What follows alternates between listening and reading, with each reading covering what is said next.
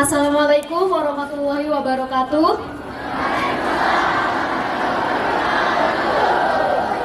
Salam, Om Swastiastu, Namo Buddhaya, salam kebajikan. Salam sejahtera untuk kita semua. Selamat pagi semuanya. Yang saya hormati Bapak Kepala UPTD SMP Negeri 1 Langkirembong, yang terhormat Bapak dan Ibu Guru serta teman-teman yang saya banggakan.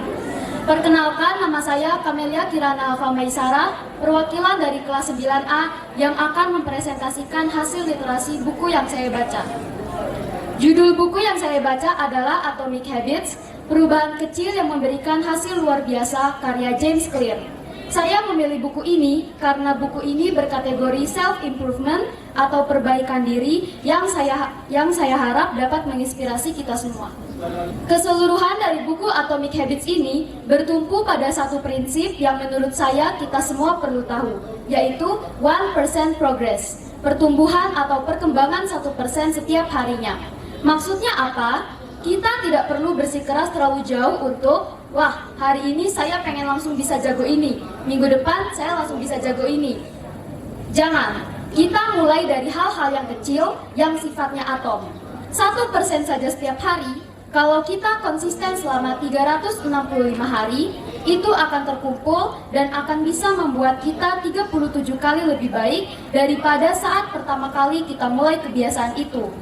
Ada beberapa tips dari James supaya kita dapat dengan lancar memulai kebiasaan kita.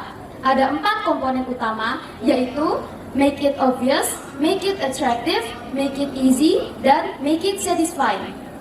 Yang pertama yaitu make it obvious atau membuatnya jelas.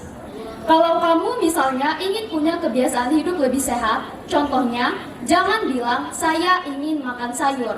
Kalimat itu dapat diganti dengan hal-hal yang lebih terukur, misalnya, dalam 3 kali makan sehari, saya akan makan nasi dengan lauk sayur dalam 1 kali makan dan bukan gorengan. Dengan begitu, kebiasaan yang mau kita buat akan lebih jelas. Yang kedua adalah make it attractive atau membuatnya menarik. Simpelnya adalah, kebiasaan baru kita bisa digabungkan dengan kebiasaan yang kita suka. Contohnya, misal survei membuktikan, jika kita ingin hidup sehat, minimal harus jalan 10.000 langkah setiap hari. Pasti kalau jalan 10.000 langkah setiap hari tanpa melakukan apa-apa, pasti kita merasa bosan kan? Supaya kita tidak bosan, 10.000 langkah kita digabungkan dengan hal yang kita suka. Misalnya dalam bentuk lari pagi atau jogging, apa yang bisa kita kerjakan saat lari pagi dan jogging? Contohnya, kamu suka dengerin lagu atau dengerin podcast. Kita bisa berlari pagi sambil dengerin lagu atau podcast. Itu tentunya menjadi sesuatu yang enjoyable kan? Dengan begitu, kebiasaan baru yang kita bentuk, kita gabung dengan sesuatu yang kita suka, sehingga dalam menjalaninya menjadi sesuatu yang menyenangkan.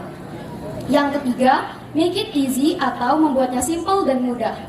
Kebiasaan baru yang mau kita coba, pasti ada aja halangannya, rintangannya, yang bikin kita malas. Kita harus menemukan cara untuk melawan malas tadi. Contohnya, misalnya kita susah dan malas untuk minum air putih. Padahal kita butuh minimal 2,5 sampai 3 liter air per hari. Ternyata, yang bikin kita malas minum air, misalnya jarak dari kita ke dispenser yang terlalu jauh, gelas yang dipakai terlalu kecil, sehingga ketika sekali minum langsung habis. Cara untuk mengakalinya adalah, kalau kita malas bolak-balik ambil air, beli aja botol air besar, biar kita nggak perlu bolak-balik lagi. Yang keempat dan yang terakhir, make it satisfying atau membuatnya memuaskan. Bikin kebiasaan kamu itu menjadi sesuatu yang rewarding atau bermanfaat, sesuatu yang bikin kamu senyum, yang bikin kamu happy, yang bikin kamu bahagia. Sehingga kamu juga menunggu-nunggu banget momen ini. Contoh, kalau kita mau rajin belajar, kamu perlu buat ritual yang menyenangkan sehabis belajar.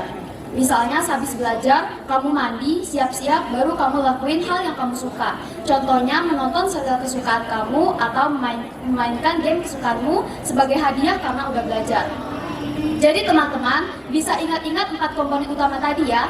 Saya harap hasil literasi saya dapat menginspirasi dan bermanfaat bagi kita semua. Demikian presentasi saya. Terima kasih atas perhatiannya. Mohon maaf kalau ada kesalahan. Terima kasih.